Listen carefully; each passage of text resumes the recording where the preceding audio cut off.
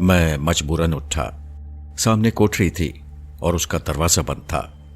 जैसे ही अशरफ ने आगे बढ़कर दरवाजा खोला और हमने अंदर कदम रखा तो मेरे कदमों से जमीन निकल गई, बल्कि जमीन ने मेरे कदम पकड़ लिए। मेरी आंखें फटी की फटी रह गईं। वहां बड़े मियां साहब तमाम तर जाहो जलाल के साथ मौजूद थे। मैंने यकीन करने के लिए एक बार फिर उनकी तरफ देखा। उनकी आंखों में सुर्खी थी और वो मुझे दरवाजे पर खड़ा देखकर सर तपा कांप रहे थे। उनके करीब ही वही पिंजरे में मैना बंद थी। मेरी आमद पर बुरी तरह फड़फड़ाना शुरू कर दिया और बड़े साफ लफ्जों में कह रही थी, प्रदीप, प्रदीप तुम आ गए, प्रदीप। सारी बात वाज़ेह थी। कल्ले में राजकुमारी की आत्मा और उसके गुलाम और बांदियों की अचानक गुमशुदगी की वजह सामने थी। मियां साहब ने अपनी बेपनाह रूहानी ताकतों से मुस्तरिब रूहों के इस ग्रोह को कैद कर रखा था। मैना जब मुझे देखकर फड़फड़ाई और चीखने चिल्लाने लगी तो मियां साहब ने उसे गजब की निगाह से देखा। मैना सहम कर खामोश हो गई। मेरी हालत बहुत गैर थी। मैं वहीं गिर पड़ा। याददाश्त में सिर्फ ये अमर महफूज हो गया कि इस वक्त मेरा दिमाग पूरी तरह चकरा गया था और मैं संभलने की कोशिश के बावजूद जमीन पर पड़ा था। जब मेरी आंखें खुली तो मैं कोठरी से बाहर सब्जे पर बेसुध पड़ा था। अशरफ अली हैरान और परेशान अंदाज से मुझ पर झुका हुआ था। मुझे होश में लाने की तरकीबें कर रहा था। मियां साहब की कोठरी के बाहर अब भी बहुत से अकीदतमंद मौजूद थे। उनमें से बेशतर अफराद मुझे मशकूक नजरों से घूर रहे थे। मैंने बेबसी से कोठरी की समत देखा। वहां मुझे अबुल हसन और दुर्रे शहवार भी नजर आ गए। दुर्रे शहवार की आंखों में हसरत थी। मैंने जल्दी से नजरें फेर लीं और अपने मुजिल और मुंतशिर आसाब काबू में करने की कोशिश करने लगा। मैं उठकर खड़ा हो गया। अब सारी बातें मेरी समझ में आ चुकी थीं।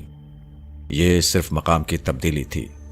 मियां साहब फिर जाहिर हो गए थे और अपने तमाम जाहो जलाल से खिदमत खल्क में मसरूफ थे। सब कुछ वही था, सिर्फ मैं उनसे अलहदा हो गया था। इसी वजह से मेरे लिए सबकी निगाहों में अजनबियत थी। जब मैं खड़ा हुआ तो मुझे किसी कदर निदामत का एहसास हुआ, लेकिन दूसरे ही लम्हे मुझे राजकुमारी शीला की फरियाद ने बेचैन कर दिया। मैं राजकुमारी के बारे में सोच रहा था कि अशरफ अली ने मेरे चेहरे के तासुरात से अंदाजा लगाकर पूछा, शाहिद अली, क्या तुम मियां साहब से वाकिफ हो? यह एक तवील कहानी है अशरफ अली, मैंने मुख्तसर जवाब दिया। तुम जरा ठहरो, मैं मियां साहब से मिलकर आता हूं। रुक जाओ शाहिद अली, अशरफ अली ने मेरे शाने को पकड़कर कहा। तुम्हें नहीं मालूम मियां साहब ने ही तुम्हें बेहोशी की हालत में अपने हुजरे से बाहर निकलवाया था। मेरा ख्याल है इस वक्त तुम्हारा उनके रूबरू जाना मुनासिब नहीं है। वो तुमसे सख्त बरहम नजर आते हैं। मैंने अशरफ अली की बात नजरअंदाज करके कदम बढ़ाए। हुजूम की नजरें मेरे चेहरे पर जमी हुई थीं। मैं तमाशा बना हुआ था। मुझे कोठरी की समत जाता देखकर चंद दराज रेश अशखास गुस्से में आगे बढ़े और मेरे रास्ते में हायल हो गए। उनमें से एक ने बड़ी नफरत से मुझे मुखातिब किया, तो मियां साहब से नहीं मिल सकता, यह उनका हुक्म है, चले जाओ यहां से और फिर कभी इधर का रुख न करना। मगर मैं उनसे मिलना चाहता हूं, मैं इल्तिजा आमेज अंदाज में बोला। साहबजादे, किसी और दर पर कोशिश करो, यहां के दरवाजे अपने लिए बंद समझो। एक दूसरे शख्स ने मुदाखलत की। लेकिन मेरा कसूर, मैंने आहिस्ता से दरियाफ्त किया। मियां साहब एक रोशन जमीर बुजुर्ग हैं साहबजादे। यकीनन उन्होंने तुम्हारे अंदर छुपा हुआ शैतान भांप लिया है। आज पहला इत्तफाक है कि उन्होंने किसी सवाली को धुतकारा है। तुम गालिबन यहां किसी नेक इरादे से नहीं आए थे। बेहतर होगा कि वापस चले जाओ और खुदा से अपने उन गुनाहों की मुआफी मांगो जिनकी शिद्दत महसूस करके इस जलीलुल कदर बुजुर्ग ने तुम्हें इल्तफात के लायक नहीं समझा। एक पढ़े लिखे शख्स ने नसीहत आमेज अंदाज में फरमाइश की। मेरा अजीब आलम था। जहन किसी एक फैसले पर नहीं पहुंच रहा था। कभी कुछ सोचता था, कभी कुछ और। मुझे सबसे ज्यादा फिक्र राजकुमारी की थी, जिसे यहां इस हालत में देखकर मेरी अकल खप्त हो गई थी और मैं अब उसे हर कीमत पर मियां साहब के अताब से बचाना चाहता था। मियां साहब के इरादतमंदों की दखल अंदाजी ने मुझे बेबस कर दिया था। अचानक मेरी नजर फिर कोठरी की जानिब उठी। वहां दुर्रे शहवार खड़ी थी और सरासीमगी से मुझे तक रही थी। उसके चेहरे पर मेरे लिए हमदर्दी का जज्बा मौजूद था। मेरी तरफ से नजरें हटाकर उसने अबुल हसन से कुछ कहा और अबुल हसन ने नफी में गर्दन हिला दी। अबुल हसन के इस अंदाज पर मेरी रही सही उम्मीदें भी खत्म हो गईं। मेरा जी चाहा कि मैं अबुल हसन से जाकर कहूं कि आप भी मुझे भूल गए, मगर मैंने उनसे कुछ नहीं कहा। ابو الحسن سے کوئی گزارش کرنے کے خیال ہی سے مجھے اپنے آپ پر غصہ آیا اور میں چاروں ناچار گردن جھکائے اشرف علی کی طرف چلا گیا، جو ابھی تک حیران کھڑا صورتحال کو سمجھنے کی کوشش میں بری طرح پریشان نظر آ رہا تھا۔ میں قریب گیا تو اس نے پوچھا، ماجرا کیا ہے شاہد علی؟ میاں صاحب نے آج سے کوئی 2-3 ماہ پہلے اس بستی میں قدم رکھا ہے۔ اس مدت میں ان کی خانقاہ سے کوئی شخص خالی ہاتھ نہیں کیا۔ پوری بستی میں ان کی بزرگی اور خوش خلقی کے چرچے ہیں۔ جو شخص بھی ان کے پاس جاتا ہے وہ دل سے ان کا معتقد ہو جاتا ہے۔ لیکن تمہارے سلسلے میں محترم بزرگ کا رویہ عجیب تھا، ایسا کیوں ہوا شاہد علی؟ مت پوچھو اشرف علی، یہ باتیں تمہاری سمجھ میں نہیں آئیں گی، میں نے ٹھنڈی آہ بھر کر کہا۔ اشرف علی مصر ہو گیا، تم ضرور مجھ سے کوئی بات چھپا رہے ہو، مجھے بات بتا کر دل کا بوجھ ہلکا کر لو۔ مجھ سے غلطی ہو گئی اشرف علی، ہمیں وہاں نہیں جانا چاہیے تھا، کاش مجھے پہلے سے معلوم ہوتا۔ تم نے دیکھا ہوگا کہ مجھے دیکھ کر پنجرے میں بند ایک مینا نے پھڑپڑانا شروع کر دیا تھا۔ بس میاں صاحب اس بات پر ناراض ہو گئے، میں نے سپاٹ لہجے میں جواب دیا۔ اشرف علی کی آنکھوں میں حیرت بھر گئی۔ کیا مطلب؟ باخدا میں نہیں سمجھا، ایک پرندے سے تمہارا کیا تعلق؟ تم کچھ بے معنی اور مبہم باتیں کر رہے ہو۔ پھر وہ کچھ سوچتے ہوئے بولا، ہاں مجھے یاد آیا، وہ مینا تمہیں دیکھ کر پرتیپ پرتیپ پکار رہی تھی۔ تم ہندو تو نہیں ہو؟ خدا کے لیے مجھے اس وقت پریشان مت کرو، خاموش ہو جاؤ، میں کچھ سوچنا چاہتا ہوں، میں نے اشرف علی کے سوالوں سے بچنے کے لیے کہا۔ یہ واقعات اتنی تیزی سے رونما ہوئے تھے کہ ان گنت وسوسوں اور اندیشوں نے مجھے گھیر لیا تھا۔ واپسی پر میں اپنا قد چھوٹا محسوس کر رہا تھا اور بیزاری سے مزاق خیز انداز میں سر اور ہاتھ ہلاتا جا رہا تھا۔ اشرف علی میری وحشت دیکھ کر خوفزدہ سا تھا، مجھ سے بار بار سوالات کر رہا تھا، میں بار بار اسے چھڑک دیتا تھا۔ راجکماری شیلا کی بے بسی کا احساس مجھے خون کے آنسو رلا رہا تھا۔ وہ شیلا جس سے میں نے سب سے زیادہ محبت کی تھی، اب اس کی روح ایک پرندے کے جسم میں قید تھی۔ میں اپنے خیالوں میں سرگردہ اشرف علی کے سوالات سے بچنے کے لیے اس سے کچھ آگے نکل گیا۔ میں نے اپنی رفتار اور تیز کر دی۔ اشرف علی میرے پیچھے پیچھے آ رہا تھا۔ مسجد پہنچ کر میں سیدھا حجرے میں گیا اور نڈھال ہو کر بستر پر گر پڑا۔ چند لمحوں بعد اشرف علی اندر داخل ہوا، اس کی سانسیں پھولی ہوئی تھیں۔ وہ ہانپتا ہوا بولا، شاہد علی آج تمہیں پتہ نہیں ہوگا کہ تمہارا ماضی کیا تھا۔ میں نے اکثر بے خودی کے عالم میں تمہیں شیلا شیلا پکارتے سنا ہے، آج وہ مینا تمہیں پردیپ پردیپ کہہ کر پکار رہی تھی۔ مجھے سچ سچ بتاؤ یہ سب کیا ہے؟ تم سے میاں صاحب جیسی نیک اور خدا تر شخصیت نے بھی منہ پھیر لیا، آخر کیوں؟ مولوی اشرف علی، میں نے بگڑ کر کہا، کچھ دیر کے لیے مجھے میرے حال پر چھوڑ دو، میں تم سے وعدہ کرتا ہوں کہ تمہیں سب کچھ بتا دوں گا۔ ابھی میرے دل و دماغ اس قابل نہیں کہ میں تمہیں اپنی بدنصیبی کی داستان سنا سکوں۔ مولوی اشرف علی نیک شخص تھا، مجھے الجھا ہوا دیکھ کر خاموش ہو گیا۔ 2 روز گزر گئے۔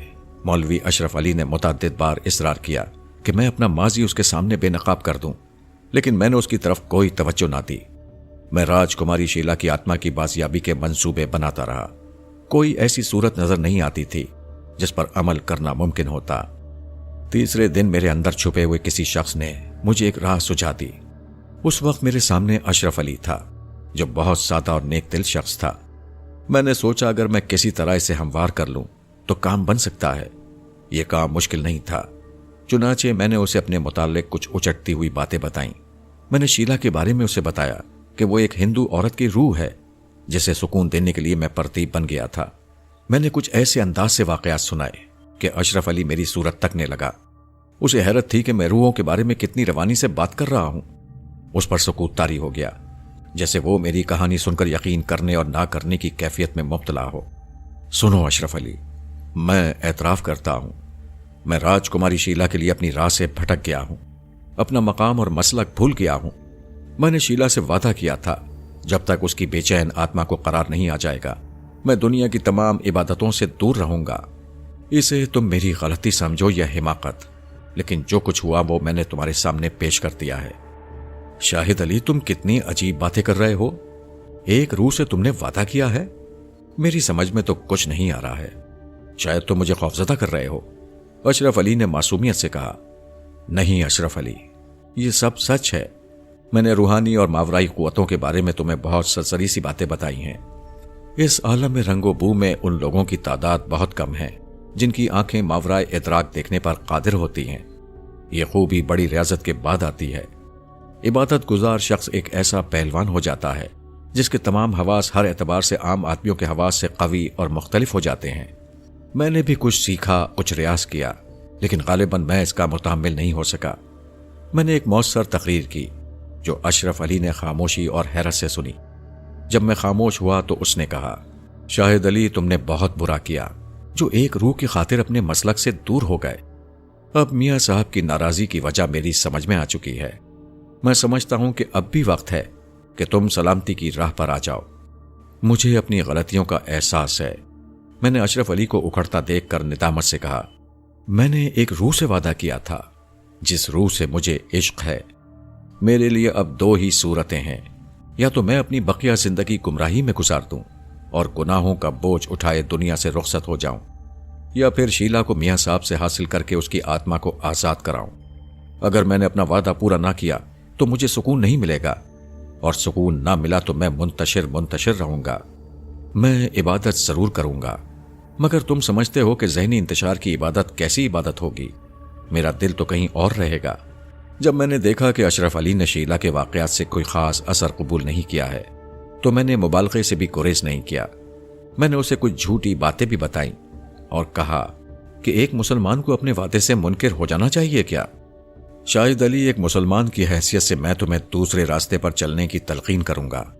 اگر تم نے نیک نیتی اور سچے دل سے توبہ کر لی ہے تو یقین جانو خدا تمہیں معاف کر دے گا۔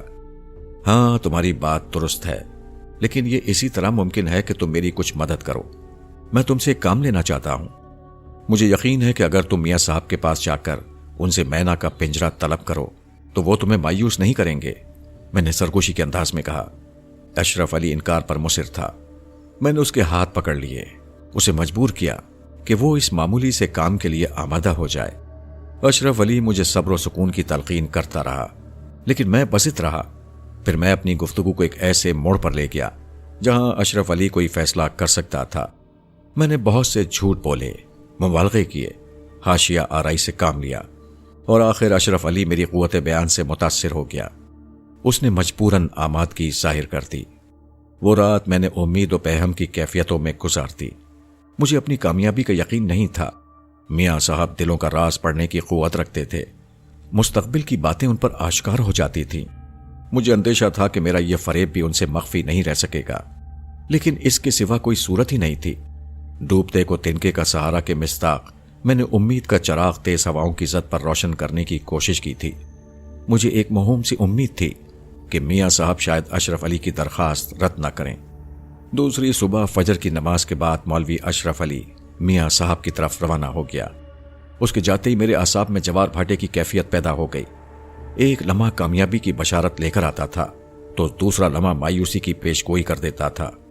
مجھ سے حجرے میں انتظار نہیں کیا گیا۔ میں مسجد سے باہر نکل کر ٹہلنے لگا۔ آخر خدا کر کے دور سے اشرف علی آتا دکھائی دیا۔ میں بے تحاشا بھاگ کر اس کے پاس پہنچ گیا۔ مولوی اشرف علی مینا کا پنجرہ لیے میرے سامنے کھڑا تھا۔ میں نے جھپٹ کر اس کے ہاتھ سے پنجرہ اس طرح اچک لیا جیسے مجھے خطرہ ہو کہ کہیں اشرف علی اسے دوبارہ واپس نہ لے جائے۔ اس نے میرا دیوانہ پن دیکھ کر تھکے ہوئے لہجے میں کہا، خدا تمہیں ایمان کی روشنی سے سرفراز کرے۔ یہ پنجرہ حاصل کرنے میں جو دشواری پیش آئی ہے وہ میرا ہی دل جانتا ہے۔ میں تمہارے حق میں دعا کروں گا، لیکن تم نے مجھ سے غلط بیانی سے کام لیا، اس کا مجھے دکھ ہے۔ میں نے چونک کر وضاحت طلب نظروں سے اشرف علی کو دیکھا۔ وہ افسردہ لہجے میں بولا، اس مینا نے مجھے میاں صاحب کی موجودگی میں خود اپنی زبان سے تمام باتیں بتا دی ہیں۔ تم نے مجھ سے جھوٹ بولا۔ ہاں، مجھے اعتراف ہے اشرف علی کہ میں نے تم سے کچھ غلط بیانی سے کام لیا تھا۔ میں نے ہنس کر کہا، مجھے معاف کر دو۔ مجھے یقین تھا کہ اگر میں تم سے حقیقت حال کا اظہار کر دیتا تو شاید تم بھی مجھ سے وہی سلوک کرتے جو میاں صاحب نے کیا تھا۔ بہرحال میں تمہارا شکر گزار ہوں کہ تم میرے کام آئے۔ میں بڑی سچائی سے عرض کروں کہ اس وقت مجھے خود اپنا لب و لہجہ نفرت کے قابل محسوس ہو رہا تھا۔ اشرف علی کو یقیناً اس رویے کی توقع نہیں تھی، لیکن اب میرے پاس گزری ہوئی غلطیوں کی طرف توجہ کرنے کا وقت ہی کہاں تھا۔ میں راج کماری شیلا کو پا لینے کے بعد اب اشرف علی کی ناگواری بھی خوشی سے برداشت کر رہا تھا۔ میں پنجرہ ہاتھ میں تھامے تیزی سے حجرے میں داخل ہوا اور پنجرے کو اپنی آغوش میں بھر کر کہا، آخر تم مجھے مل ہی گئی۔ دیکھو تمہارا پردیپ تمہارے پاس ہے۔ اب مجھے تم سے کوئی جدا نہیں کر سکتا۔ میں نہ جانے کیا کیا کہتا رہا اور راجکماری سے اپنی والہانہ محبت کی تجدید کرتا رہا۔ ویران قلعے میں پیش آنے والے بے پناہ عشق کی یادیں پھر سے تازہ ہو گئیں، لیکن مینا بند پنجرے میں محض پھڑپھڑاتی رہی۔ اس نے جواب میں کچھ بھی نہیں کہا۔ مجھے اس کی خاموشی بڑی کراں گزر رہی تھی۔ جب وہ بہت دیر تک کچھ نہ بولی تو میں نے زچ ہو کر کہا، شیلا تم خاموش کیوں ہو؟ میں پرتیب ہوں، کیا مجھے حاصل کر کے تمہیں خوشی نہیں ہوئی؟ میں مسلسل کئی روز تک ویران قلعے میں تمہارے لیے بھوکا پیاسا تڑپتا رہا ہوں۔ مجھے آواز دو، میرے کان تمہاری دل نشین آواز سننے کے لیے بےتاب ہیں۔ مینا نے بے پرواہی سے پنجرے کی جالیاں کاٹنی شروع کر دیں۔ وہ ایسی بے نیاز تھی جیسے اس نے کچھ سنا ہی نہ ہو۔ وہ مجھ سے بے حد خائف اور سہمی ہوئی نظر آ رہی تھی۔ اس کی خاموشی سے میرے صبر کا پیمانہ چھلک اٹھا۔ میں نے پنجرے کو زور زور سے جھنجھوڑ ڈالا۔ بولو راجکماری شیلا، بولو، کیا تمہیں میری حالت پر ترس نہیں آ رہا ہے؟ تمہیں اپنے دیوتا کی قسم مجھے پردیپ کہہ کر پکارو، مجھ سے باتیں کرو۔ میں نہ پنجرے میں ادھر ادھر چکراتی رہی۔ میں حلق پھاڑ پھاڑ کر اسے آوازیں دیتا رہا۔ مجھ پر شاید مایوسی کا غلبہ تھا۔ اچانک مجھے خیال آیا کہ کہیں میاں صاحب نے اپنی روحانی قوتوں کے ذریعے پنجرہ دیتے وقت راجکماری کی روح کو کسی اور جگہ تو قید نہیں کر دیا۔ یقیناً ایسا ہی ہوا ہے۔ اشرف علی نے ان سے مینا طلب کی تھی۔ انہوں نے اس کی درخواست قبول فرما لی اور مینا اس کے حوالے کر دی، ورنہ راجکماری تو میاں صاحب کی موجودگی میں بھی مجھے دیکھ کر بے اختیار پکارنے لگی تھی۔ بھلا اس وقت کیوں خاموش ہے؟ میرا شبہ رفتہ رفتہ یقین میں تبدیل ہو گیا۔ میں ناکامی اور مایوسی کے احساس سے ملغوب ہو کر چھلا گیا۔ میں نے اسی جلاٹ میں مینا کا پنجرہ دور پھینک دیا۔ پھر میں نے اشرف علی کا گریبان پکڑ کر جھنجھوڑ ڈالا اور چلایا، اشرف علی، میاں صاحب نے میرے ساتھ بڑی زیادتی کی ہے اور اس زیادتی میں تم بھی ان کے برابر شریک ہو۔ میں تمہیں زندہ نہیں چھوڑوں گا۔ میری بات کا صحیح جواب دو، شیلا کہاں ہے؟ میرا جنون انتہا کو پہنچ گیا۔ اشرف علی میرے شکنجے میں جکڑا ہوا لرز رہا تھا۔ میں اس کے گلے پر اپنی گرفت مضبوط کرتا رہا۔ پھر اچانک میں نے اسے ایک جھٹکا دے کر حجرے کے پختہ فرش پر پٹک دیا اور غصے سے پیر پٹکتا ہوا مسجد سے باہر نکل گیا۔ میرا رخ میاں صاحب کے قیامگاہ کی طرف تھا۔ میں راجکماری کے بارے میں میاں صاحب سے کوئی فیصلہ کرنے اور اسے ہر صورت میں حاصل کرنے کے لیے مسجد سے نکلا تھا۔ میں نے اپنے طور پر یہ طے کر لیا تھا کہ میں شیلا کی خاطر میاں صاحب کے تمام پرندے جلا کر خاک کر دوں گا۔ میں اس ذلیل زندگی سے تنگ آ کر موت کو گلے لگانے پر بھی آمادہ ہو چکا تھا۔ کچھ دور تک میں تیز تیز چلتا رہا، پھر میں نے بھاگنا شروع کر دیا۔ میرے دل میں طوفان ابل رہے تھے۔ میں راجکماری کی خیریت دریافت کرنے کے لیے بے حال ہوا جا رہا تھا۔ میں بستی سے دور میاں صاحب کے قیامگاہ کے قریب پہنچ گیا۔ وہاں عقیدت مندوں کی ایک فوج جمع تھی۔ وہاں میں نے ابو الحسن اور در شہوار کو بھی دیکھا اور در شہوار مجھے دیکھ کر چونکی، لیکن میں نے اس کی بھی کوئی پرواہ نہ کی۔ میں تمام رکاوٹیں پھلانگ کر میاں صاحب کی کوٹری کے اندر پہنچنے کے لیے پر تول رہا تھا، لیکن اس سے پہلے کہ میں وہاں تک پہنچنے میں کامیاب ہوتا، میاں صاحب کے عقیدت مندوں نے بڑھ کر مجھے گھیر لیا۔ یہ لوگ 3 روز قبل مجھے یہاں رسوا ہوتا دیکھ چکے تھے۔ اس روز مجھے ایک دراز ریش بزرگ نے پہلی بار وہاں سے نکل جانے کے لیے کہا تھا۔ اس وقت وہی تیش کے عالم میں میرے قریب آ کر بولے، تو پھر آ گیا مردود، دفع ہو جا۔ تجھے جرت کیسے ہوئی کمبخت یہاں آنے کی؟ اتنا تو سوچ، تیری موجودگی ان کے دینی مشاغل میں خلل ڈالے گی۔ کچھ تو خدا کا خوف کرنا ہنجار۔ بڑے صاحب آپ راستے سے ہٹ جائیے۔ میں نے راہ میں حائل ہونے والے شخص کو دھکا دے کر آگے بڑھنے کی کوشش کی۔ میری یہ حرکت دیکھ کر میاں صاحب کے عقیدت مندوں نے مجھ پر یلغار کر دی اور مجھے گھسیٹ کر کوٹری سے دور کر دیا۔ اگر ان کے بس میں ہوتا تو وہ میری تکا بوٹی کرنے سے بھی دریغ نہیں کرتے۔ مجھے اپنی پہاڑی کا ایک گزرا ہوا واقعہ یاد آ گیا، جہاں میرا ایک عقیدت مند غصے میں ایک انسپیکٹر کے گلے پڑ گیا تھا۔ مجھے اس بات کا احساس تھا کہ ایسی جگہوں پر کشت و خون پسند نہیں کیا جاتا، اس لیے میاں صاحب کے عقیدت مند آخر وقت تک اس سے بچنے کی کوشش کریں گے۔ میں نے ایک بار پھر زور آزمائی کی اور انہوں نے ایک بار پھر مجھے حقارت سے دور کر دیا۔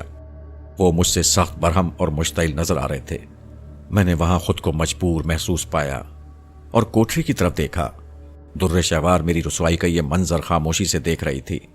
اس کی نظریں مجھ سے چار ہوئیں تو وہ کچھ سوچ کر میاں صاحب کی کوٹری میں داخل ہو گئی۔ مجھے اختلاج ہونے لگا۔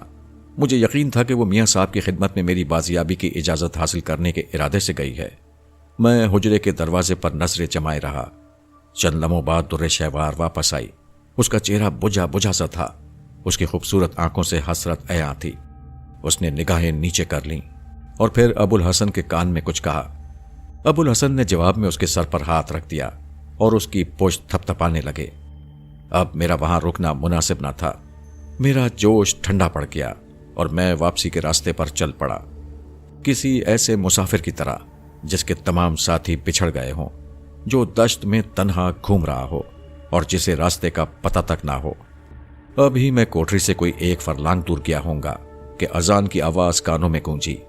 अचानक मेरे ज़हन में एक अजीब व गरीब तरकीब आ गई। मुझे मालूम था कि मियाँ साहब नमाज अपने अकीदतमंदों के साथ अदा करने के आदी हैं। उनका इस मामूल में कभी फर्क नहीं आता था। जल्दी से लपक कर एक दरख्त की आड़ में हो गया। मैं ये मौका हाथ से गंवाना नहीं चाहता था। जितनी देर मियाँ साहब और उनके अकीदतमंद नमाज अदा करने में मसरूफ रहे, उतनी देर में मेरा काम बन सकता था। मैं दरख्त की आड़ में छुपा खड़ा रहा। अब मेरी नजरें मियाँ साहब की कोठरी की तरफ मरकूज थीं। सब्जे पर अकीदतमंदों ने सुन्नतें पढ़नी शुरू कर दी थीं। इधर मैंने आने वाले लम्हात के लिए अपने आप को पूरी तरह मुस्तैद कर दिया था। कुछ देर बाद मियाँ साहब लकड़ी टेकते हुए बाहर आए। अब वो खासे ज़ईफ और कमजोर हो गए थे। उन्हें 2 अफराद ने सहारा दे रखा था। मेरे दिल की धड़कनें तेज हो गईं। एक एक पल इस तरह में गुजर रहा था। जैसे ही नमाज के लिए सफ़ें आरास्ता हुई, मियाँ साहब ने नियत के लिए हाथ बांधे। मैं फुर्ती से दरख्त की आड़ से निकलकर हुजरे की तरफ दौड़ने लगा। मुझे अपनी कामयाबी का मुकम्मल यकीन था। मियाँ साहब और उनके अकीदतमंद नमाज में मसरूफ थे। उस वक्त कोई शख्स ऐसा नहीं था जो मेरे रास्ते में हायल होता। दुर्र शहवार और अबुल हसन भी कहीं नजर नहीं आ रहे थे। मैं भागता हुआ हुजरे में दाखिल हो गया। वहां मुतअद्दिद पिंजरे मौजूद थे और उन पिंजरे में मुतअद्दिद परिंदे बंद थे। मेरी सांसें फूल रही थीं। मैंने एक दायराना नजर तमाम पिंजरों में डाली। यकलख्त एक तोते ने फड़फड़ाकर चिल्लाना शुरू कर दिया, प्रदीप, प्रदीप तुम आ गए।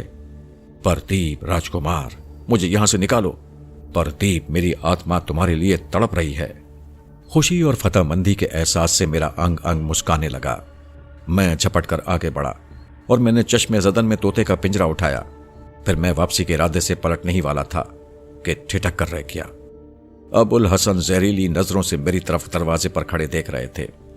मैंने भी उन्हें इस तरह देखा जैसे उनसे शदीद बेजार हूं। तुम यहां तक आ गए शाहिद अली, इतनी पस्ती, चोरी भी शुरू कर दी है तुमने। अबुल हसन, आपको हक है, आप मुझे जो चाहें कह सकते हैं। मैं आपको अपना अतालीक समझता हूं। फिर भी यह मुनासिब नहीं है कि आप मेरे रास्ते में रुकावट बने और हमारे दरमियान कोई तल्ख सूरत हाल पैदा हो। मैं ये पिंजरा यहां से ले जाना चाहता हूं। बेहतर है आप इस मामले में दखल ना दें। ये पिंजरा मेरे साथ जाएगा, मैंने संजीदगी से कहा। अबुल हसन ने पुरसुकून अंदाज में जवाब दिया, शाहिद अली, तुम मियाँ साहब के हुक्म के बगैर इस हुजरे से एक चुटकी खाक भी बाहर नहीं ले जा सकते। बेहतर होगा पिंजरा वापस रख दो। अबुल हसन, मुझे तैश आ गया। राजकुमारी शीला की आत्मा परदीप परदीप पुकार कर मुझे कुछ कर गुजरने पर उकसा रही थी। मैंने बिगड़े हुए तेवर से उन्हें मुखातिब किया, अगर आपने पिंजरे की वापसी के लिए जिद की तो मेरे लिए जरूरी होगा कि मजबूरन आपको रास्ते से हटा दूं। मैं इस अज़्म से यहां आया हूं कि पिंजरा साथ लेकर ही जाऊंगा। अबुल हसन मेरे तेवर देखकर ज़ेरे लब मुस्कुराए। शाहिद अली, मालूम होता है तुम्हारी आकबत के साथ साथ तुम्हारा दिमाग भी खराब हो गया है। तुम अभी तक हवाओं में उड़ने की कोशिश कर रहे हो। मेरे पास अबुल हसन से बहस करने का वक्त नहीं था, क्योंकि राजकुमारी को हासिल करने के बाद उसे छोड़ना मेरे बस की बात नहीं थी। मैंने अबुल हसन को रास्ते से हटाने की ठान ली। मैं फैसला करके आगे बढ़ा, लेकिन दूसरे लम्हे 4 जिन अबुल हसन का इशारा पाकर नमूदार हुए। ये चारों गालिबन पहले से वहां मौजूद थे। पिंजरा मेरे हाथ से छीन लिया गया। उसके बाद उन चारों ने मुझे धक्के देकर बाहर निकाल दिया और मियाँ साहब की कोठरी से दूर फेंक कर उल्टे कदमों वापस चले गए। एक जमाना था कि अबुल हसन और जिनों का ये कबीला मेरे सामने गर्दन झुकाए मेरे एहकाम का मुंतजिर रहता था। मेरी एक चुंबिश नजर से सियाह व सफेद का फैसला हो जाता था। लेकिन आज इन्हीं अबुल हसन ने मेरे साथ जारहाना सलूक किया और उनके रफीक जिन्नात ने मुझे बड़ी बेदर्दी से और बड़ी बेदर्दी और बेरहमी से धक्के मारे। मैंने मियाँ साहब की तरफ देखा, जो हर बात से बेनियाज सरबसजूद थे। मैं साकित और सामित खड़ा किस्मत की गर्दिशों पर आंसू बहाता रहा। मियाँ साहब नमाज अदा करने के बाद हुजरे में वापस चले गए। नमाज के बाद वहां मौजूद दूसरे अफराद ने अपने चेहरों से उसी नफरत का इजहार किया जिसका मैं आदी हो गया था। मुझे उनकी नफरत या मोहब्बत से कोई सरोकार ना था। میں تو کسی نہ کسی طرح اپنا گوہر مقصود حاصل کرنا چاہتا تھا۔ ان لوگوں کو کیا معلوم کہ یہ شخص دنیا سے کس قدر عاجز ہے، وہ کیوں زندہ ہے، عشق و انتقام کی وہ کیسی آگ ہے جو اس کے سینے میں سلگ رہی ہے۔ انہیں کیا احساس ہوتا کہ ان کے سامنے کل کا ایک محترم بزرگ موجود تھا۔ اب میں اپنے عظیم ماضی کی کوئی رعایت ان سے نہیں لینا چاہتا تھا۔ میرا جسم دکھنے لگا کیونکہ راجکماری کی بازیابی کی کوئی صورت سمجھ میں نہیں آ رہی تھی۔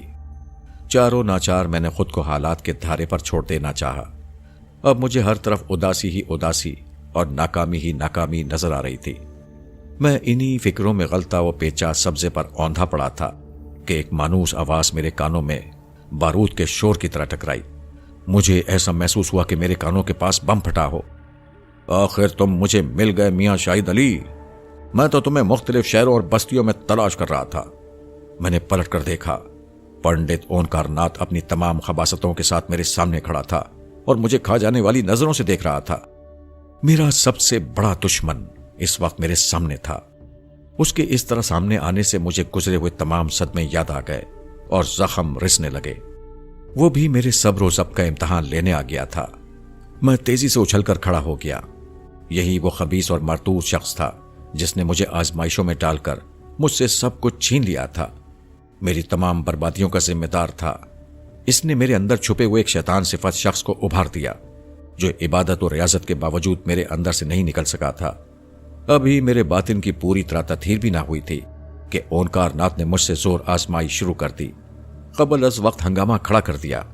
اگر میں اونکار ناتھ پر سبقت لے جانے کا جذبہ دبا لیتا، انا پر قابو پا لیتا اور اپنے سرکش نفس کو متی کر لیتا تو مجھے اتنے سانحے سے دوچار نہ ہونا پڑتا۔ اونکار ناتھ کے آنے سے پہلے ہی میں اپنی زندگی ختم کر لینے کے بارے میں سنجیدگی سے غور کر رہا تھا، اور جب مرنا ہی ٹھہرا تو پھر کس چیز کی کیا پرواہ، کسی چیز سے خوف کیسا۔ میں نے سوچ لیا کہ میں اپنی تمام روحانی طاقتوں کے چھن جانے کے باوجود اس ناپکار سے ضرور پنجہ آزمائی کروں گا، چاہے اس کے نتائج کتنے ہی ہولناک نکلیں۔ جاب ختم کرتے ہی میں تمہاری تلاش میں نکل کھڑا ہوا۔ مجھے وشواس تھا کہ شاہد علی تم کہیں کونے خطرے میں چھپے ہوئے ہوگے۔ آج میں آخری فیصلہ کرنے کے ارادے سے آیا ہوں۔ تمہارے پاس اگر کوئی زور اب بھی باقی رہ گیا ہو تو آزما لو میاں جی، میں تمہیں موقع دیتا ہوں۔ اونکار ناتھ کے لہجے میں زہر بھرا ہوا تھا۔ کمینے، میں آج تجھے جہنم رسید کر کے چھوڑوں گا۔ یہ کہہ کر میں ذرا بھی مہلت دیے بغیر اس سے لپٹ گیا۔ اس سے پہلے کہ اونکار ناتھ کسی منتر کا جاپ کرتا اور اپنے بیروں کو مدد کے لیے بلاتا، میں اس کا کام تمام کر دینا چاہتا تھا۔ اس کی منحوس شکل دیکھتے ہی مجھ پر جنون طاری ہو گیا تھا۔ اونکار ناتھ میرے اس اچانک حملے سے ایک پل کے لیے لڑکھڑا کر رہ گیا، لیکن دوسرے ہی پل اس نے کسی کھلونے کی طرح مجھے کمر سے تھام کر اٹھایا اور سبزے پر اچھال دیا۔ میں اس کی بے پناہ طاقت کا اندازہ کر کے ششدر رہ گیا۔ میں سبزے پر ٹیڑھا گرا تھا، اس لیے میرے کولے میں شدید چوٹ آئی تھی۔ میں نے دوبارہ اٹھنے کی کوشش کی لیکن صرف کرا کر رہ گیا۔ شکتی پراپت حاصل کرنے کے لیے منش کو بڑے پاپڑ بیلنے پڑتے ہیں، مورکھ من کو مارنا پڑتا ہے۔ تو کیا جانے گیان دھیان کسے کہتے ہیں؟ اونکار ناتھ تحقیر آمیز انداز میں مجھ سے مخاطب تھا۔ میں نے ایک بار پھر اٹھنے کی ناکام کوشش کی لیکن ناکام رہا۔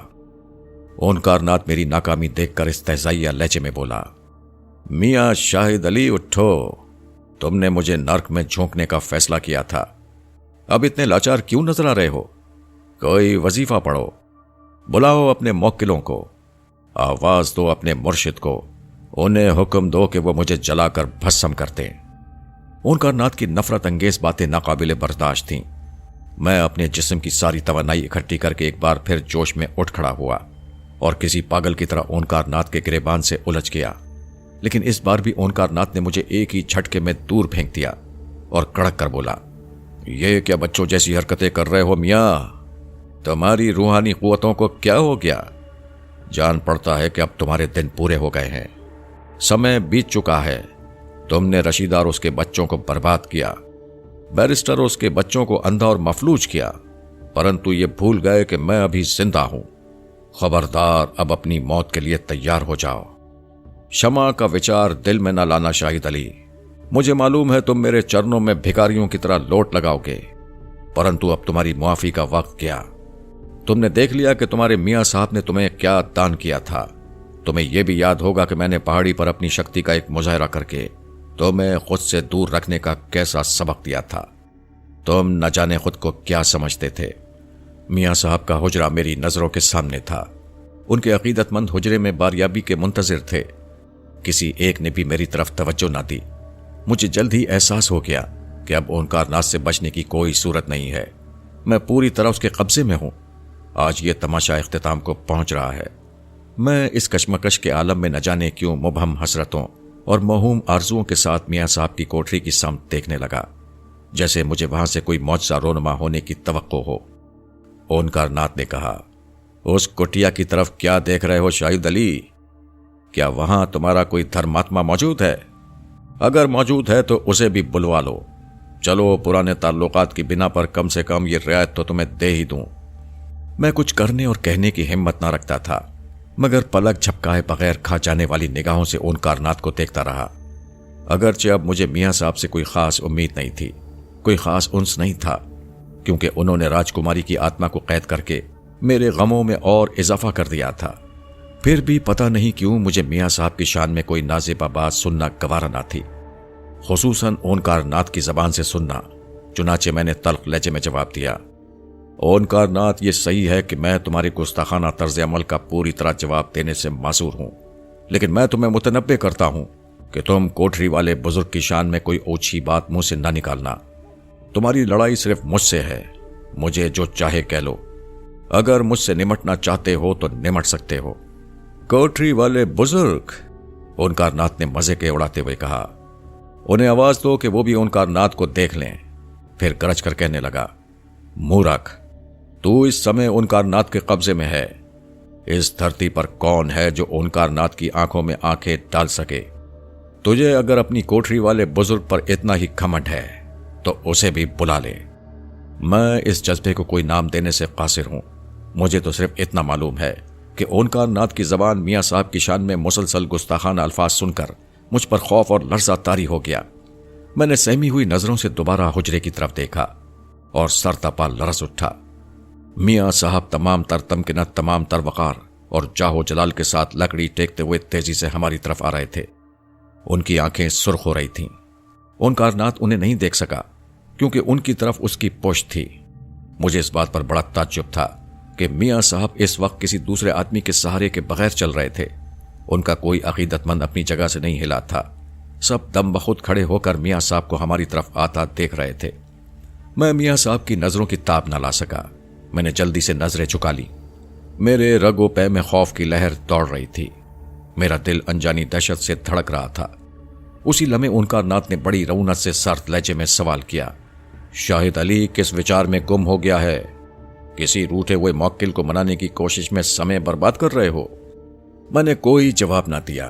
डरते डरते नजर उठाई तो देखा कि मियाँ साहब ओंकार नाथ के बहुत करीब पहुंच चुके थे, लेकिन ओंकार नाथ उनकी आमद से बेखबर था। वो अपनी ताकत के जोम में बकवास किए जा रहा था, मगर उसने अचानक आहट पाकर किसी चालाक आदमखोर चीते की मानिंद बड़ी फुर्ती से मुड़कर देखा। वो मियाँ साहब को अपने रूबरू देखकर चौंक पड़ा।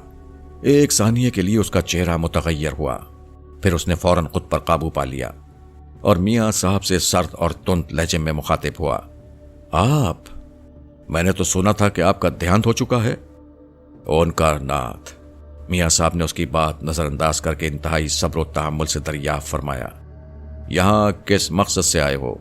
क्या मुझसे कोई काम आ फंसा है? ओंकार नाथ ने मुझ पर हिकारत की नजर डालकर कहा, आजकल मुझे सिर्फ एक ही चिंता रहती है मियाँ साहब कि अपने दुश्मनों का सर कुचल डालूं। आज इसी इरादे से इधर निकल आया था। मेरी तुम्हारी भला क्या दुश्मनी ओंकार नाथ? मियाँ साहब ने पूरे सुकून से कहा, इतने दिनों कहां रहे?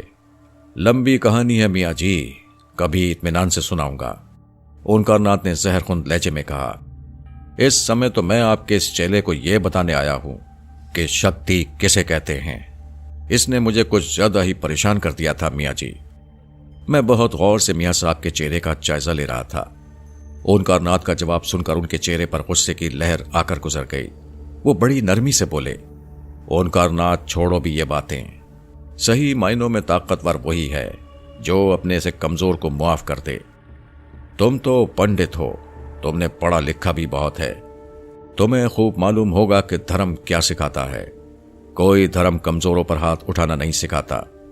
जी हाँ मियाँ जी, ओंकार नाथ ने कदरे सख्त लहजे में जवाब दिया। मुझे खबर है धर्म क्या सिखाता है। मैं ये भी जानता हूं कि इस समय आप अपनी कुटिया से निकलकर मेरे पास क्यों आए हैं।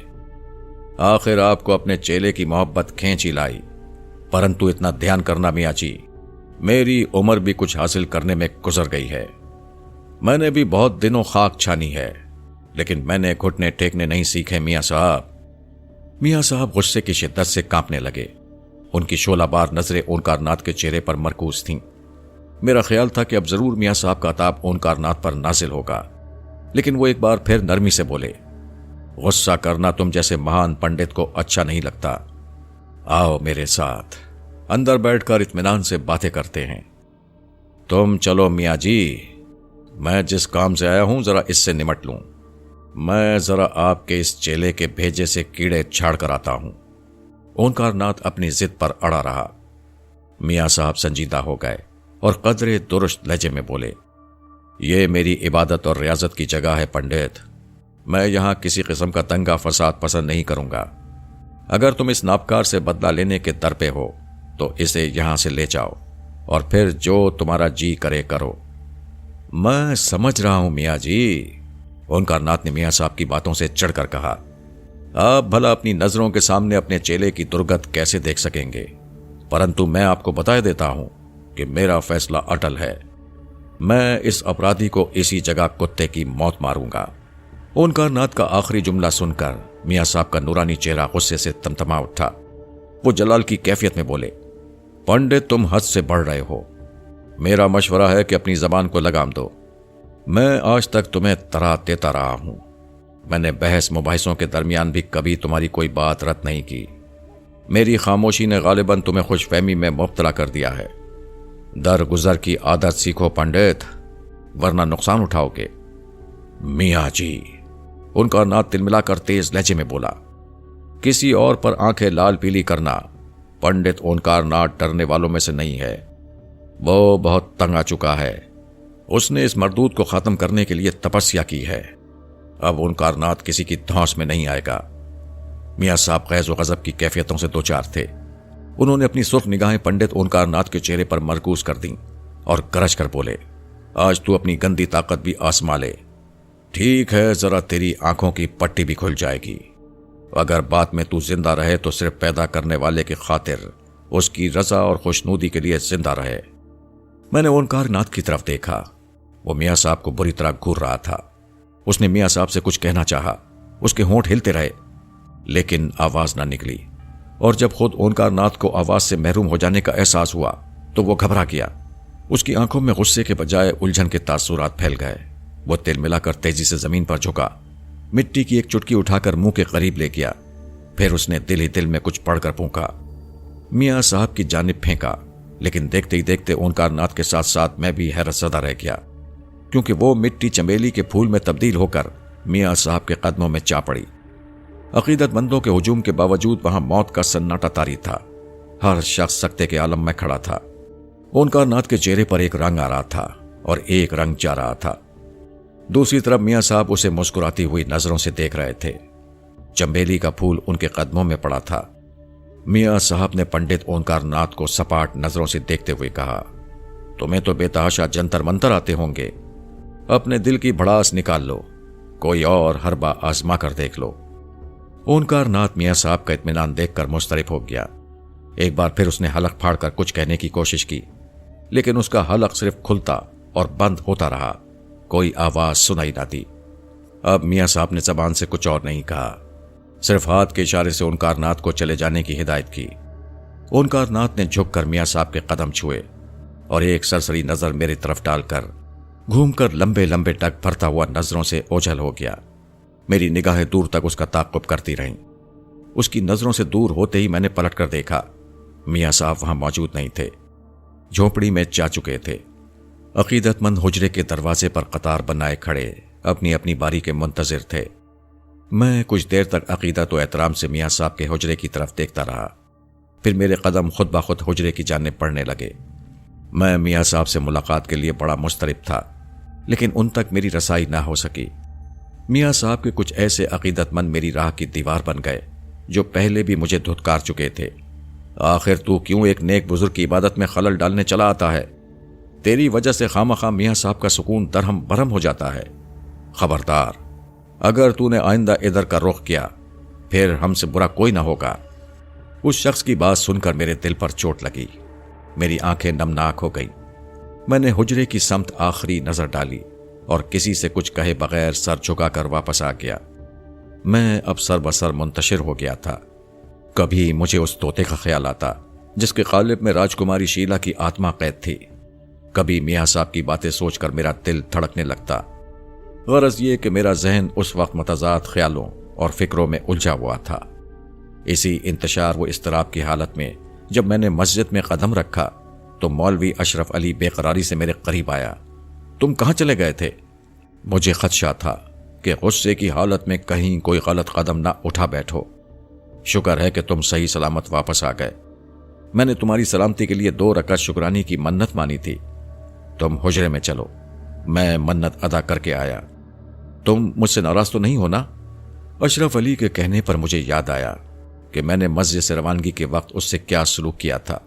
مجھے دیکھ کر اشرف علی کو نفرت سے منہ پھیر لینا چاہیے تھا، لیکن اس شریف النفس شخص نے میری سلامتی کے لیے منت مانی تھی۔ میں شرمسار اور تھکا تھکا سا حجرے میں داخل ہوا۔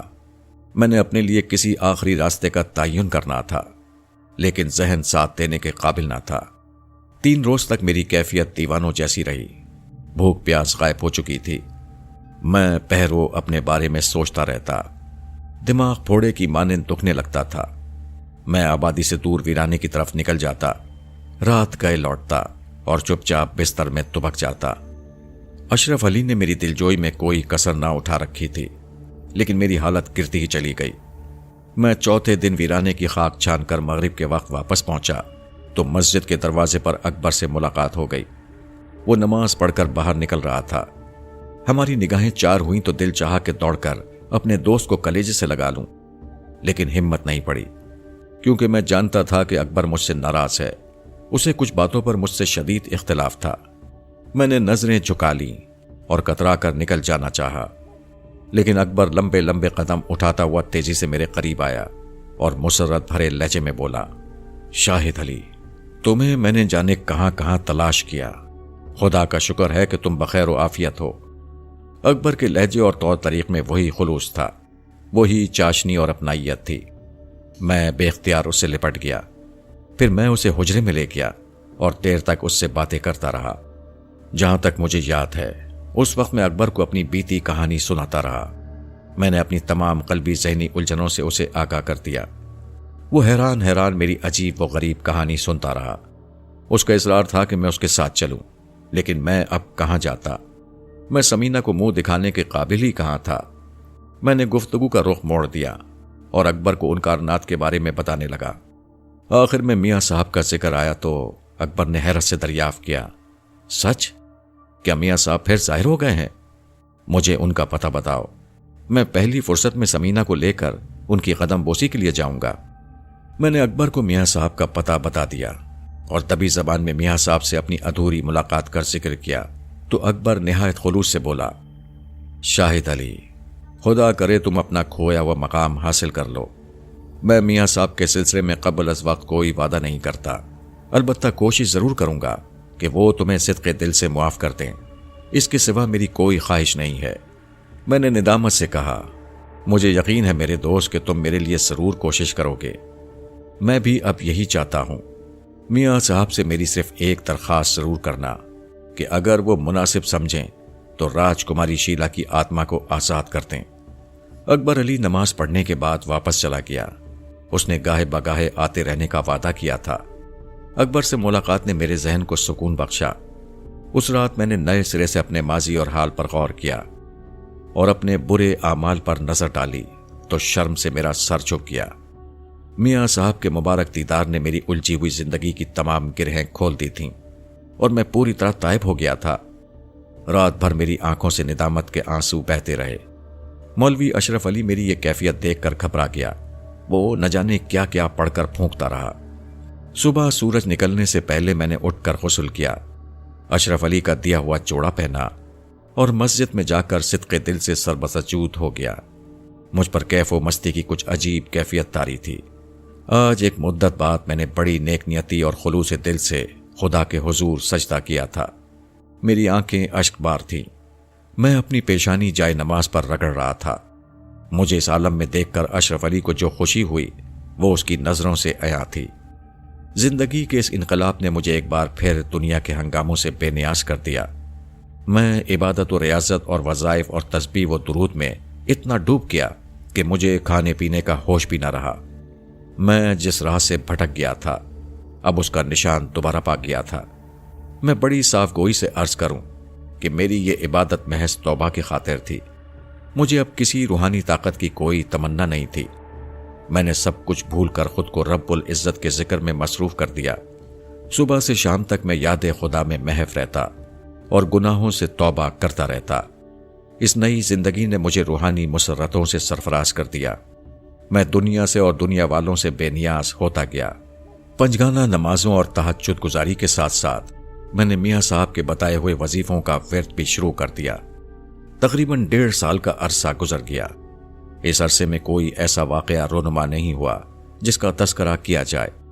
البتہ ایک روز ایک بات ایسی ضرور ہوئی تھی جس سے مجھے یہ احساس ہوا کہ خدا نے میری عبادتیں کسی قدر قبول کر لی ہیں اور توبہ کے دروازے مجھ پر کھول دیے گئے ہیں۔ مولوی اشرف علی پاس پڑوس میں رہنے والوں کی حد المقدور خدمت کرتا رہتا تھا۔ وہ قرآنی آیات کے تعویذ لکھ کر لوگوں کو دیا کرتا تھا۔ ایک روز مغرب کی نماز کے بعد مسجد کے صحن میں بیٹھا بچوں پر وہ دم کر رہا تھا۔ میں اس کے قریب ہی بیٹھا ایک وظیفے کا ورد کر رہا تھا۔ ایک عورت کی آواز میری محویت میں خلل انداز ہوئی۔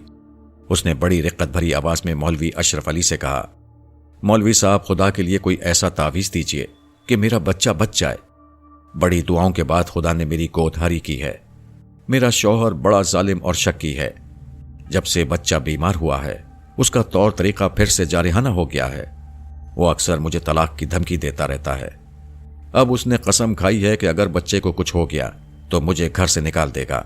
میں آپ کے آگے ہاتھ جوڑتی ہوں مولوی صاحب، میرے بچے کو بچا لیجئے۔ خدا نہ خواستہ اسے کچھ ہو گیا تو میں زندہ ترگور ہو جاؤں گی۔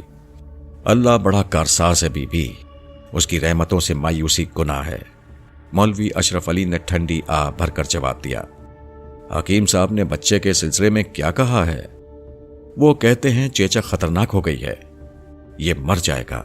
عورت کے لہجے میں شدید کرب تھا۔ اس خلل اندازی سے میرا ذہن منتشر رہا تھا۔ پھر جب میں نے عورت کی بات سنی تو مجھے خون کا دباؤ اپنے دماغ پر محسوس ہوا۔ میں چپ نہ رہ سکا اور قدرے درست لہجے میں بولا، حکیم بکتا ہے، قدرت تیرے بچے کو بچائے گی، جا چلی جا۔ عورت پریشان تھی، میری تیز آواز سن کر سہم گئی۔ مولوی اشرف علی کو بھی میرے لہجے کی سختی سے تعجب ہوا۔ وہ کھنکار کر دبی زبان میں بولا، شاہد میاں یہ عورت بڑی مظلوم ہے، میری درخواست ہے کہ آپ بھی اس کے حق میں دعا کیجیے۔ کہہ تو دیا کہ اس کا بچہ ٹھیک ہو جائے گا، اور کیا چاہتی ہے؟ میں نے دوسری بار بھی چڑچڑے پن سے جواب دیا اور اٹھ کر حجرے میں آ گیا۔ دوبارہ وظیفے میں مشغول ہو گیا۔ مجھے نہیں معلوم یہ میں نے کیوں کہا تھا اور کس طاقت کے زیر اثر کہا تھا۔ دوسرے روز شام کے وقت وہی عورت دوبارہ آئی۔ میں اس وقت مسجد کے دروازے کے قریب ایک چبوترے پر بیٹھا تھا۔ عورت ایک لمحے کے لیے جھجکی، پھر لپک کر اس نے میرے پیر تھام لیے اور رندھی ہوئی آواز میں بولی، میاں صاحب کل آپ نے میرے بچے کے لیے دعا کی تھی، آج وہ بالکل ٹھیک ہو گیا ہے۔ اب اس کے جسم پر چیچک کا ایک بھی دھبا نہیں ہے۔ محلہ بھر حیران ہے۔ مجھے عورت کی بات سن کر تعجب ہوا۔ صرف ایک روز میں چیچک کے دانوں کا غائب ہو جانا ایک عجیب بات تھی۔ یہ کیسے ممکن ہوا؟ کیا خدا نے میری زبان سے نکلی ہوئی بات کو قبولیت کی سعادت عطا کر دی تھی؟ اس خیال کے ذہن میں ابھرتے ہی میرے رونگٹے کھڑے ہو گئے۔ مجھ پر ایک عجیب کیفیت طاری ہو گئی۔ میں اسی چبوترے پر سجدے میں گر پڑا۔ میری آنکھوں سے آنسو بہہ نکلے۔ عورت کب واپس گئی مجھے اس کا کوئی علم نہیں۔ البتہ جب یہ رقت انگیز کیفیت دور ہوئی تو مجھے پھر شبہ سا ہوا کہ شاید خدا نے میری زبان کی تاثیر واپس کر دی ہے۔ اس تبدیلی نے مجھے اس قدر متاثر کیا کہ میں یاد الہی میں پہلے سے زیادہ مشغول ہو گیا۔ وقت کے ساتھ ساتھ عبادت کا جذبہ جنون کی حدیں چھونے لگا۔ پہلے میں اکبر کی آمد پر تھوڑا بہت وقت نکال لیتا تھا اور کبھی کبھی مولوی اشرف علی سے کچھ دیر گفتگو کر کے یہ سوچ لیا کرتا تھا کہ میں اس دنیا میں تنہا نہیں ہوں۔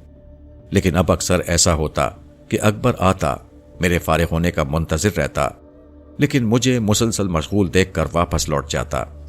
اشرف علی سے بھی اب شاذ و نادر ہی گفتگو ہوتی۔ میں ہمہ وقت عبادت و ریاضت میں گم اور میاں صاحب کے ودیعت کردہ وظیفوں کے ورد میں کھویا رہتا۔ کئی مہینے اور گزر گئے۔ میں اس عرصے میں اپنا ماضی بالکل فراموش کر چکا تھا۔ مجھے اتنی فرصت کہاں تھی کہ پلٹ کر دیکھتا۔ مولوی اشرف علی عشاء کی نماز کے بعد جلدی سو جانے کے عادی تھے، لیکن میں آدھی رات گزر جانے کے بعد بھی جاگتا رہتا اور مختلف وظائف پڑھتا رہتا۔ ایک روز میں رات گئے حسب معمول کسی وظیفے کا ورد کر رہا تھا کہ خوشبو کا ایک نہایت لطیف جھونکا آیا اور میرے دل و دماغ کو معطر کر گیا۔ مسجد میں کوئی پھلدار درخت نہ تھا، اس لیے مجھے خوشبو سونگ کر حیرت ہوئی۔ یکسوئی میں خلل پیدا ہوا تو میں نے اٹھ کر حجرے کا دروازہ بند کرنا چاہا، لیکن دروازے پر نظر ڈالتے ہی میں چونک پڑا۔ راجکماری شیلا انسانی پیکر میں اپنی تمام تر حشر سامانیوں کے ساتھ میرے سامنے کھڑی شکایت بھری نظروں سے مجھے دیکھ رہی تھی۔ یہ لمحہ میرے لیے بڑا کٹھن تھا۔ شیلا نے ایک طویل عرصے بعد اچانک سامنے آ کر مجھے چونکا دیا تھا۔ میں اسے دیکھ کر دنگ رہ گیا۔ ماضی کا دھندلا عکس اجاگر ہونے لگا۔ میں نے اپنے ہاتھوں سے اپنی آنکھیں اتنے زور سے بند کی کہ ان میں درد ہونے لگا اور خون کی گردش تیز ہو گئی۔ راجکماری شیلا دروازے پر کھڑی مستانہ وار مجھے دیکھے جا رہی تھی۔ مجھے وہ لمحے یاد آئے جو میں قلعے کے ویران حصے میں راجکماری کی مضطرب روح کے ساتھ گزار چکا تھا۔ میں نے اپنے ذہنی انتشار پر قابو پانے کے لیے نظریں پھیر لیں، تسبیح کے دانوں پر انگلیوں کی حرکت تیز کر دی۔ ایک طویل عرصے بعد مجھے روحانی سکون نصیب ہوا تھا۔ اب میں کسی صورت میں اسے کھونا نہیں چاہتا تھا۔ میرے سرکش نفس نے مجھے جن ہولناک تماشوں سے دوچار کیا تھا، اب مجھے ان کے تصور سے وحشت ہوتی تھی۔ میاں صاحب سے دوبارہ ملاقات کے بعد مجھے اپنی کھوئی ہوئی منزل کا سراغ مل گیا تھا۔ میں پلٹ کر اب ان راستوں پر نہیں جانا چاہتا تھا جہاں رسوائیاں ہی رسوائیاں تھیں۔ راجکماری کو دیکھ کر عارضی طور پر میری عبادت میں خلل پڑا، لیکن پھر میں جلد ہی وظیفے کے ورد میں مشغول ہو گیا۔ دیر تک مجھے کسی بات کا ہوش نہ رہا، لیکن جب دوسری بار خوشبو میں بسا ہوا ہوا کا پرکیف جھونکا مجھے پھر محسوس ہوا تو میری محویت ٹوٹ گئی۔ میں نے حجرے کی چوکھٹ کی جانب غصے سے دیکھا۔ راجکماری اب بھی وہاں کھڑی تھی اور اس کے چہرے پر شادابی کی جگہ اداسی نے لے لی تھی۔ مجھے اپنی طرف متوجہ پا کر وہ مسکرائی اور مترنم آواز میں کہنے لگی، پردیپ، یہ میں ہوں، تمہاری شیلا۔ میں کتنی دیر سے تمہارے دروازے پر کھڑی ہوں۔ شاید تم اپنی شیلا سے ناراض ہو، کیا مجھ سے کوئی بھول ہو گئی؟ کبھی راجکماری کی ایک مسکراہٹ میرے یقین و اعتماد کو ہلا کر رکھ دیتی۔ اسے اپنی آغوش میں سمیٹ کر دنیا سے بہت دور چلے جانے کو جی چاہتا تھا، لیکن اس وقت میری کیفیت برعکس تھی۔ راجکماری شیلا کی روح مجھے اس وقت سراب نظر آ رہی تھی۔ میں اس کی دل نشیں مسکراہٹ سے متاثر نہ ہو سکا۔ اس کی مترنم آواز میرے دل کو گرما نہ سکی۔ میں نے بے چینی اور بیزاری سے اس کی طرف دیکھا اور ہاتھ چھٹک کر اسے وہاں سے چلے جانے کا اشارہ کیا۔ میں نے زمانے کی ٹھوکروں کے بعد عشق حقیقی کا راز پا لیا تھا۔ اب راجکماری شیلا کی بے قراری کیا حیثیت رکھتی تھی۔ میں وظیفے کے ورد میں ہمتن غرق تھا کہ خوشبو کا وہی نفیس اور لطیف جھونکا میری عبادت میں مخل ہوا۔ اب میں نے پلٹ کر حجرے کے دروازے کی سمت نہیں دیکھا، نظریں بند کر کے یاد الہی میں ڈوب جانے کی کوشش کرنے لگا۔ میری زبان، میرے ہونٹ اور دل کی ایک ایک دھڑکن وظیفے کے الفاظ کا ورد کرنے لگی۔ تیز خوشبو میرے گرد و پیش کا احاطہ کیے ہوئے تھی۔ میرا دماغ معطر ہو رہا تھا۔ میں نے چونک کر آنکھیں کھول دیں اور پھر گنگ رہ گیا۔ مجھے اپنی نگاہوں پر دھوکا ہو رہا تھا۔ در شہوار حجرے کی چوکھٹ پر کھڑی مجھے عقیدت مندانہ نظروں سے دیکھ رہی تھی۔ مجھے تعجب تھا کہ راجکماری شیلا کی جگہ اچانک در شہوار نے کیسے لے لی۔ کہیں یہ راجکماری کی آوارہ روح کا کوئی فریب تو نہیں تھا، لیکن نہیں، جو کچھ میں دیکھ رہا تھا وہ فریب نہیں، حقیقت تھی۔ پھر در شہوار نے کہا، میاں صاحب کا حکم تھا جس نے مجھے راجکماری شیلا کی شکل و صورت اختیار کرنے پر مجبور کر دیا۔ غالباً میاں صاحب کو آپ کا امتحان مقصود تھا۔ بہرحال مجھے خوشی ہے کہ آپ اس امتحان میں پورے اترے۔ کیا واقعی تم میاں صاحب کے حکم سے یہاں آئی ہو؟ مجھے اختلاج ہونے لگا۔ ہاں، میں آپ کو لینے آئی ہوں، میاں صاحب نے آپ کو یاد فرمایا ہے۔ در شوار کا آخری جملہ مجھ پر شادی مرگ کی کیفیت طاری کر گیا۔ مجھے اپنی قوت گویائی سلب ہوتی ہوئی محسوس ہوئی، کانوں پر اعتبار نہیں آ رہا تھا۔ میاں صاحب اتنی جلدی مجھے معاف کر دیں گے اور قدم بوسی کے شرف سے نوازیں گے، مجھے بالکل امید نہ تھی۔ میں وہیں سجدے میں گر گیا اور پھوٹ پھوٹ کر رونے لگا۔ در شوار میرے قریب کھڑی رہی۔ اس نے میرے سجدہ شکر میں خلل ڈالنا مناسب نہ سمجھا۔ جب آنسوؤں کا تار ٹوٹا اور میری حالت سنبھلی تو میں نے ایک بار پھر در شوار کو دیکھ کر عاجزی سے پوچھا، خدا را مجھے سچ سچ بتاؤ، کیا حقیقتاً میاں صاحب نے مجھ بدبخت کو معاف کر دیا ہے؟ یقین نہیں آتا کہ کیا ایسا بھی ہو سکتا ہے۔ میں نے مولوی اشرف علی کو نیند سے بیدار کرنا مناسب نہ سمجھا اور میاں صاحب کی قیامگاہ کی طرف تیز تیز قدم اٹھانے لگا۔ راستے میں ہر سو تاریکی تھی اور ہو کا عالم تھا، لیکن جب میں میاں صاحب کے حجرے کے قریب پہنچا تو دیکھا کہ وہ پورا علاقہ روشن ہے۔ میاں صاحب کے کچھ عقیدت مند اس وقت بھی حجرے کے باہر موجود تھے۔ ان کے چہرے سوگوار نظر آئے، غالباً وہ میاں صاحب کی تیمارداری کی تمنا لے کر وہاں پہنچے تھے۔ میں نے اپنی رفتار تیز کر دی۔ حجرے سے کچھ دور تھا کہ اچانک میری نظر ابو الحسن پر پڑی۔ وہ حجرے سے نکل کر تیزی سے میری طرف آئے اور میرا استقبال کرتے ہوئے بولے، شاہد میاں، میں آپ کو رشد و ہدایت کی واپسی پر مبارکباد دیتا ہوں۔ خدا کرے اب آپ ہمیشہ ثابت قدم رہیں۔ حجرے میں داخل ہوتے ہی میرے قدم ٹھٹک گئے۔ میاں صاحب پلنگ پر آنکھیں بند کیے لیٹے تھے۔ وہ بہت لاغر اور کمزور نظر آ رہے تھے، لیکن اس نقاہت کے باوجود چہرے پر نور ہی نور تھا۔ میری آنکھوں نے میاں صاحب کے ہاتھوں کو بوسہ دیا۔ انہوں نے آنکھیں کھول دیں۔ میں بے اختیار رو پڑا۔ میاں صاحب کا ہاتھ تھام کر اپنی آنکھوں سے ملتا رہا۔ میاں صاحب نے کہا، میری دعا ہے کہ خدا بھی تمہیں معاف کر دے۔ دل سے توبہ کرو، دعا ضرور قبول ہوگی۔ میاں صاحب، میں نے ان کا ہاتھ تھام کر عاجزی اور انکساری سے کہا، جب آپ نے مجھے معاف کر دیا ہے تو مجھے اپنے قدموں پر پڑا رہنے کی اجازت بھی عطا فرما دیں۔ میں اپنی باقی زندگی آپ کی خدمت میں گزارنے کا آرزو مند ہوں۔ یقین کیجیے میرے لیے اس سے بڑی مسرت اور کچھ نہیں ہے۔ میں نے تمہیں اسی لیے بلایا ہے شاہد علی، میاں صاحب بولے، کمزوری کے باعث اب میرا اٹھنا بیٹھنا بھی محال ہے۔ میرے عقیدت مندوں کو تمہاری ضرورت ہے۔ میں چاہتا ہوں کہ تم یہ کام پھر سنبھال لو۔ میری دعائیں تمہارے ساتھ ہیں۔ میاں صاحب سے نظریں ملانے کی ہمت نہیں ہو رہی تھی۔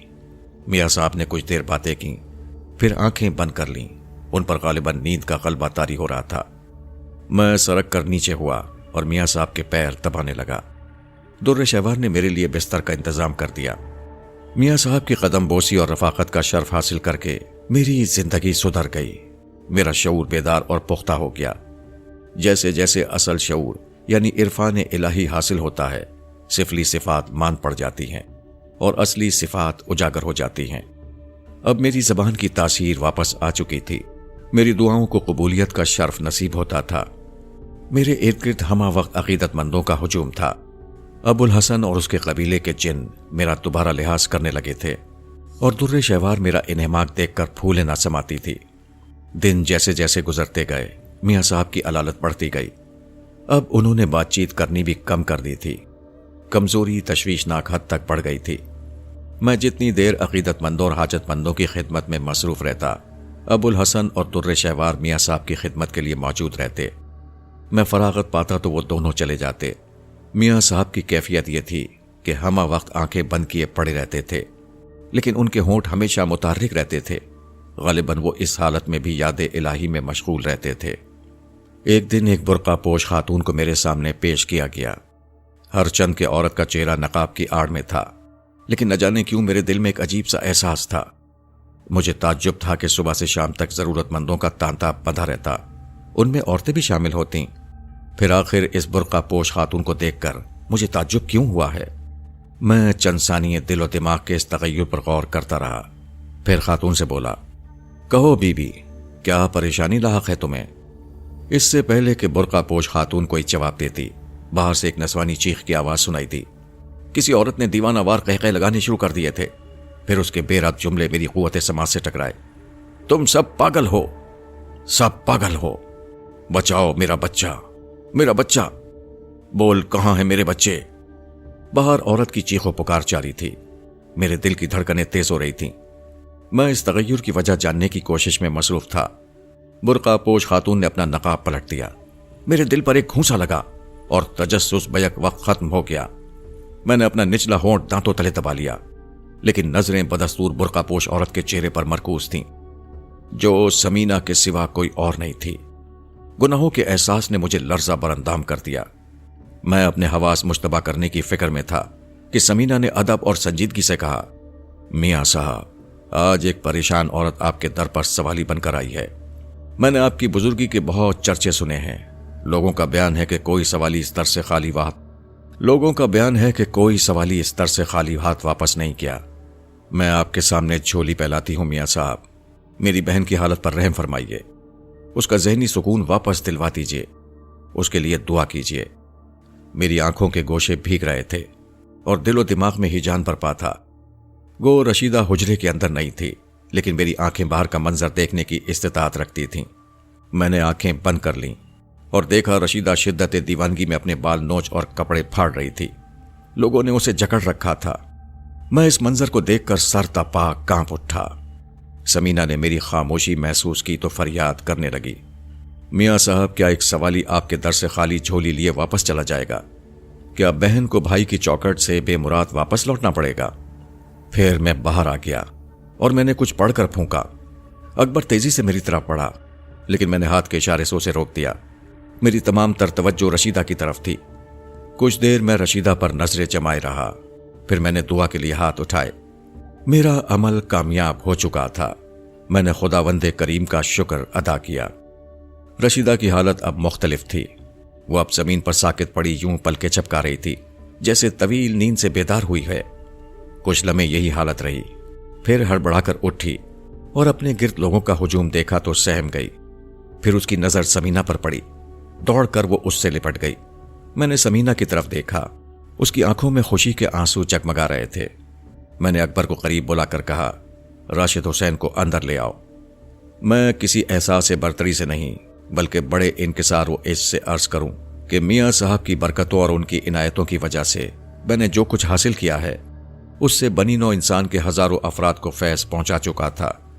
قدرت نے میری زبان میں وہ تاثیر دی تھی کہ میں جو کہتا تھا وہ پورا ہو جاتا تھا، لیکن جتنی روحانی خوشی مجھے راشد حسین اور رشیدہ کی صحت یابی سے ہوئی پہلے کبھی نہ ہوئی تھی۔ مجھے یوں محسوس ہو رہا تھا جیسے میرے ذہن سے کوئی بوجھ اتر گیا ہو، جیسے قدرت نے میرے گناہوں کا کفارہ قبول کر لیا ہو۔ رشیدہ اور راشد حسین نے مجھ سے اپنی غلطیوں کی معافی مانگی تو میں نے خلوص دل سے ان کو معاف کر دیا۔ اکبر کی نظریں خوشی سے چمک رہی تھیں۔ اب میاں صاحب کی حالت تھی کہ سنبھل نہیں پا رہی تھی۔ میں رات کو حجرے سے دور جا کر خدا کے حضور سجدہ ریز ہو جاتا اور رو رو کر گڑ گڑا کر میاں صاحب کی درازی عمر کی دعائیں مانگتا۔ در شہوار مجھے سمجھاتی، صبر کی تلقین کرتی، لیکن نہ جانے کیوں مجھے کسی کروٹ سکون نہ ملتا۔ میں در شہوار سے گفتگو میں محو تھا کہ ابو الحسن کا ایک نائب تیزی سے دوڑتا ہوا آیا۔ شاہد میاں صاحب آپ کو یاد کر رہے ہیں۔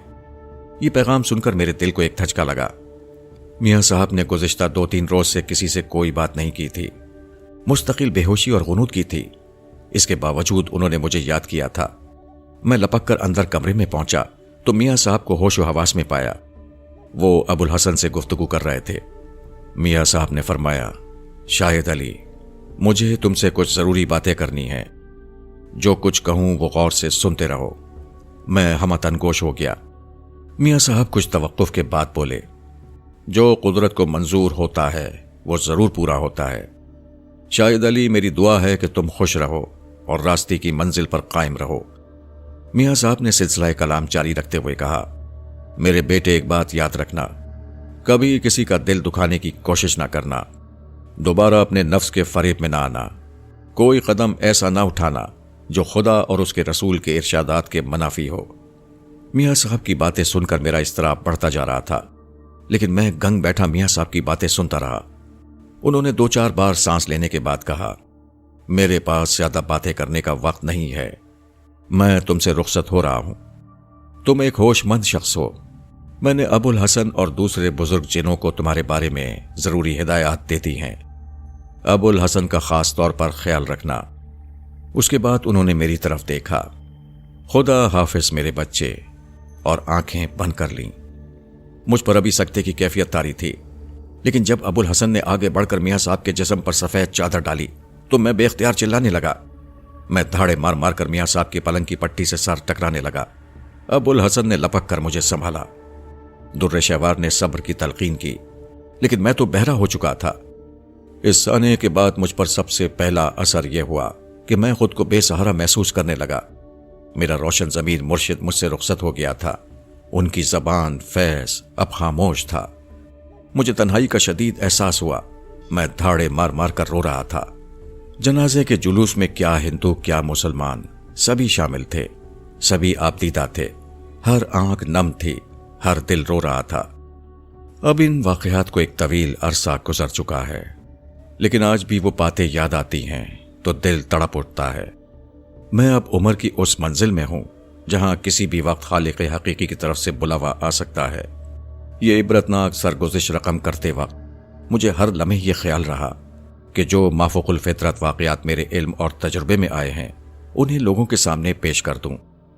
मुझे पता नहीं कि मैं ये सरगुज़िश बयान करने की असल वजह लोगों तक मुंतकिल कर पाया हूं या नहीं।